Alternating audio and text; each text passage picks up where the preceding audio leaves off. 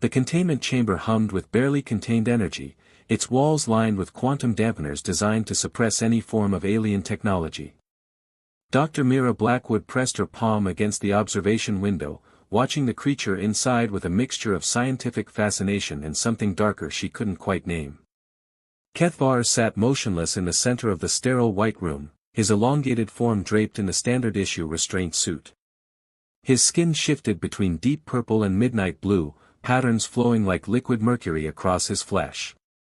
Most unsettling were his eyes, large, multifaceted orbs that seemed to see far more than they should, following her movements even when she thought she was hidden from view. "Still staring at your pet project, Blackwood?" Commander Frost's voice cut through her concentration. The military overseer approached with his usual swagger, his scarred face twisted into its perpetual scowl. 3 months of observation, and what do we have to show for it? A very expensive prisoner who won't even speak. Mira didn't turn away from the window. "He's not just any prisoner, Commander. The neural scans show activity patterns we've never encountered. His brain processes information at quantum levels, he's essentially thinking in 11 dimensions simultaneously. Pretty words for a fancy alien that hasn't given us a single useful intelligence report." Frost moved closer, his reflection joining hers in the reinforced glass. "The Joint Chiefs are getting impatient. They want results, or they want him dissected." The threat hung in the air like a blade. Mira finally turned to face the commander, her green eyes flashing with barely controlled anger. "You can't be serious. This specimen could revolutionize our understanding of consciousness itself. We're talking about a complete paradigm shift in neuroscience. What I'm talking about is justifying the billions spent on this facility." Frost's hand moved to rest on his sidearm, a gesture that wasn't quite threatening but wasn't casual either. "You have 48 hours to produce something tangible, Doctor. After that, your alien friend becomes the medical team's problem." As the commander's footsteps echoed down the corridor, Mira turned back to the observation window. Kethvar hadn't moved, but something in his posture suggested he'd heard every word. The patterns on his skin pulsed slower now, almost like a heartbeat winding down. "I'm sorry," she whispered against the glass, not caring if the surveillance picked up her words. "I'm trying to protect you, but I need your help." For the first time in 3 months, Kethvar responded. His head turned with fluid grace, those impossible eyes fixing directly on hers. When he spoke, his voice came not through the speakers but somehow directly into her mind, bypassing her ears entirely. "Touch the interface, Mira Blackwood. Let me show you why I came here." The word sent ice through her veins. He knew her name. More than that, he'd been inside her thoughts long enough to learn her language, her concerns, her fears. The realization should have sent her running for security, but instead, she found herself moving toward the chamber's control panel. Her fingers hovered over the biolock scanner. Protocol demanded that any direct contact with the specimen required a full hazmat team and surgical conditions. But protocol hadn't anticipated a creature that could speak directly to her consciousness. "They will cut me apart to find nothing," his voice continued in her mind, carrying an undertone of ancient sadness. "I have traveled vast distances to prevent a war that will consume both our species. But first, you must understand what your people truly face." "How long have you been in my head?" she asked aloud, her voice barely above a whisper. "Since the moment you first touched this glass. Your neural patterns are unique among your kind. You can withstand the connection without losing yourself. Mostly." The qualifier sent another chill down her spine, but her hand was already moving toward the scanner.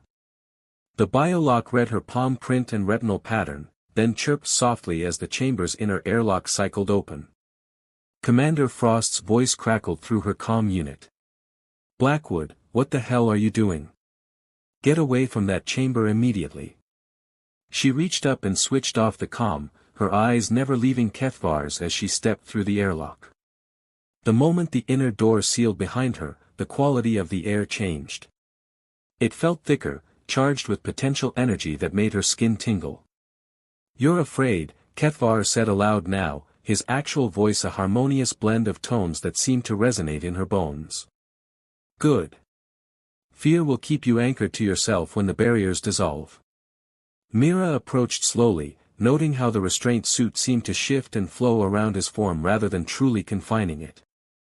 What barriers? Instead of answering, he extended one elongated hand toward her.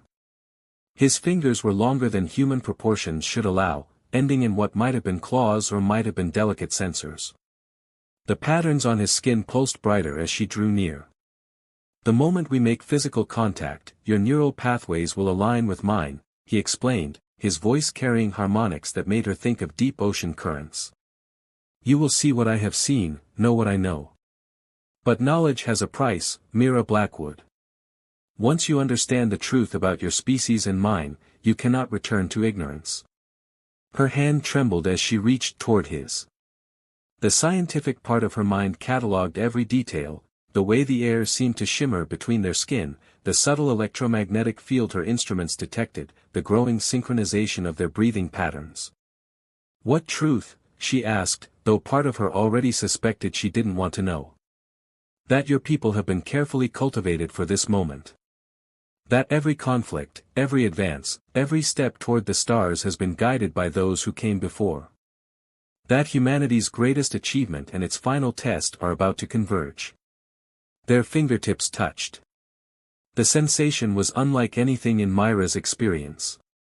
It wasn't quite physical contact, more like diving into an ocean of liquid electricity.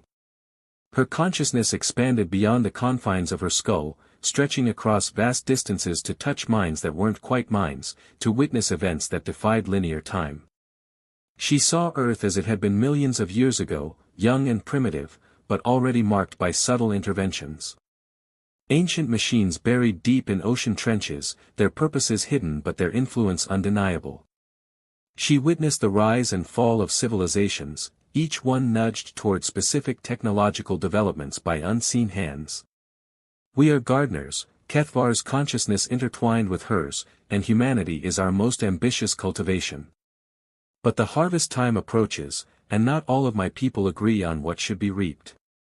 Images flooded her mind, vast ships moving between the stars, their hulls bearing the same flowing patterns that marked Kethvar's skin. Inside these vessels, creatures of impossible beauty and terrible purpose debated humanity's fate. Some saw potential for true partnership, others viewed humans as a useful tool to be employed and discarded. The war you mentioned, Mira gasped, her physical voice seeming to come from very far away. It's not between our species, is it? No.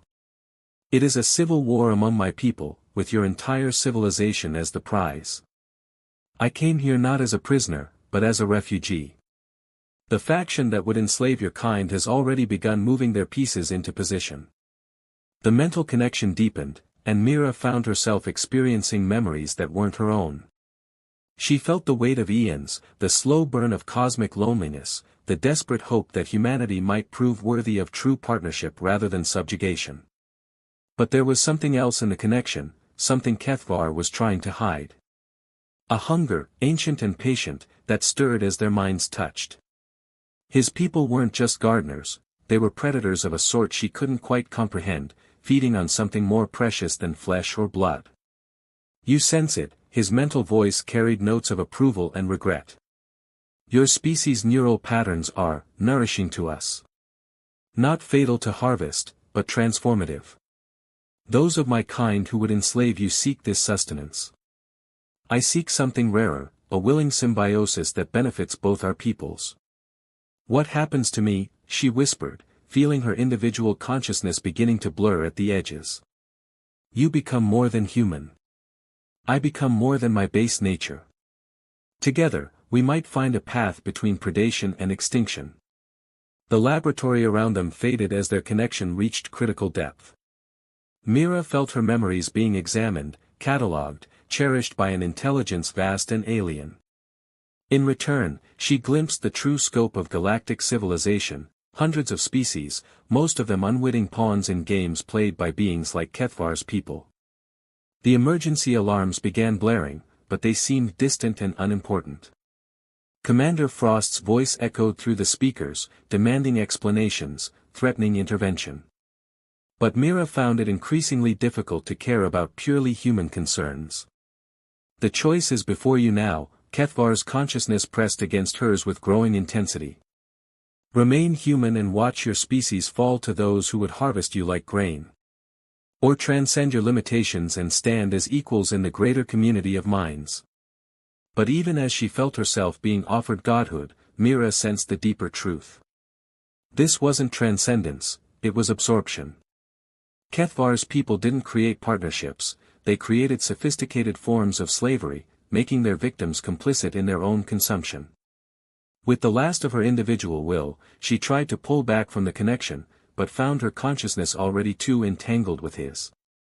The neural bridge they'd formed wasn't a temporary link, it was a permanent merger, designed to create something that was neither fully human nor fully alien. Yes, Kethvar's satisfaction flooded through their shared awareness.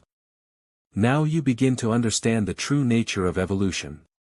Not survival of the fittest, but consumption of the willing. As her human identity dissolved into something larger and infinitely more alien, Mira's last coherent thought was a prayer that someone, somewhere, would learn from her sacrifice.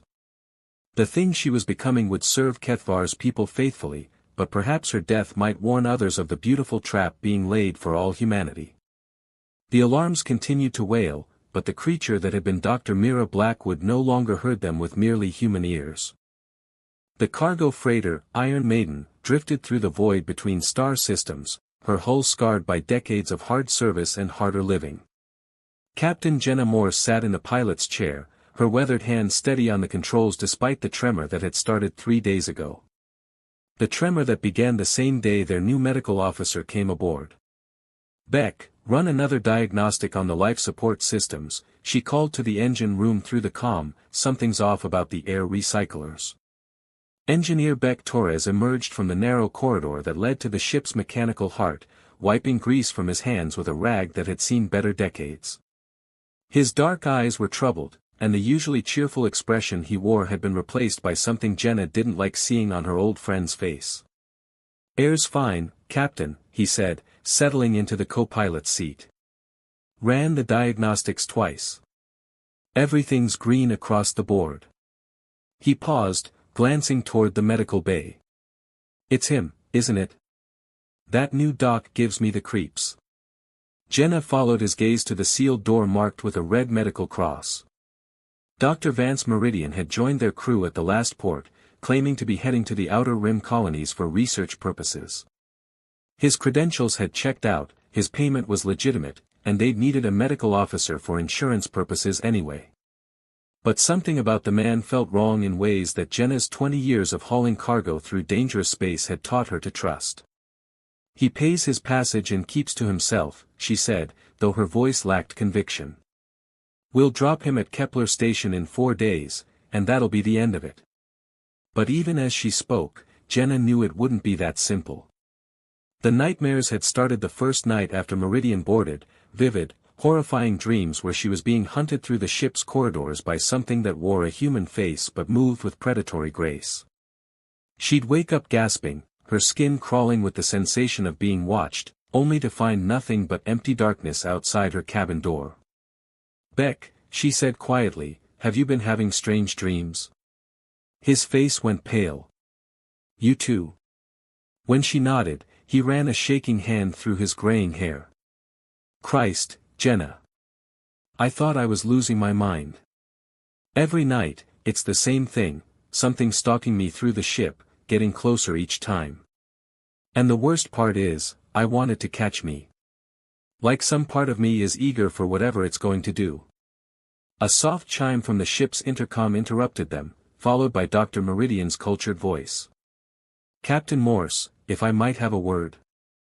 I believe one of your crew members may require medical attention." Jenna and Beck exchanged glances. Apart from the three of them, the Iron Maiden carried only automated systems and their cargo, sealed containers they'd been paid handsomely not to examine too closely. "We're the only crew aboard, Doctor," Jenna replied through the comm. "Are you feeling all right?" A pause, longer than seemed natural. "Of course, Captain. My apologies. I must have misunderstood something I detected on the bioscanners. Perhaps we could discuss the ship's medical protocols. I've noticed some irregularities in the safety systems. Beck leaned close to Jenna's ear. We don't have bioscanners, he whispered. And the medical bay's been sealed since we took off. How would he know about our safety systems? Jenna's blood turned to ice water. She activated the ship's internal security cameras, cycling through the feeds until she found the medical bay. The room appeared empty, but the scanner showed Dr. Meridian's heat signature clear as day, a figure standing perfectly still in the center of the room, facing directly toward the camera as if he knew he was being watched. That's impossible, Beck breathed. The camera shows empty space, but the thermal reads. Captain. Dr. Meridian's voice came through the comm again, but this time there was something different about it, harmonics that seemed to resonate in their bones, undertones that made their skin crawl. I really do insist we talk. You see, I'm getting quite hungry, and I'd prefer my meal to be cooperative. Jenna's hand slammed down on the emergency lockdown button, sealing all internal bulkheads and activating the ship's defensive protocols. Red lights bathed the bridge as alarms began to wail. What the hell is that thing?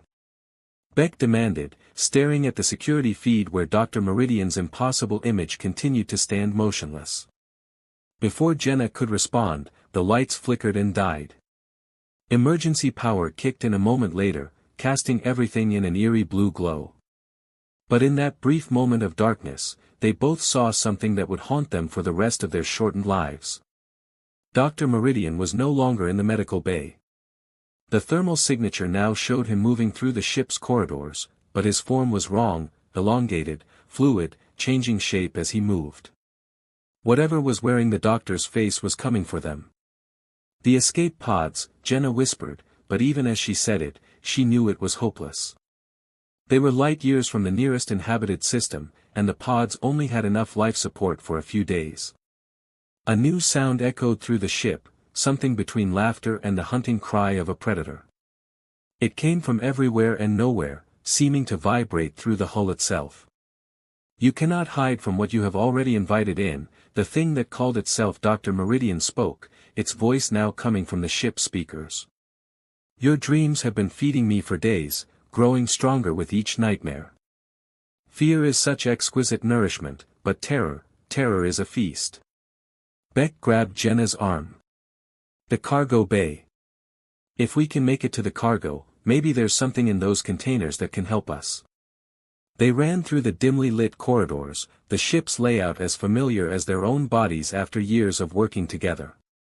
Behind them, they could hear something moving, not footsteps, but a wet, sliding sound like a massive slug leaving a trail of slime. Wait, Jenna gasped as they reached the cargo bay door. The containers. We were paid not to look inside them, but what if someone knew what we'd be carrying alongside our passenger?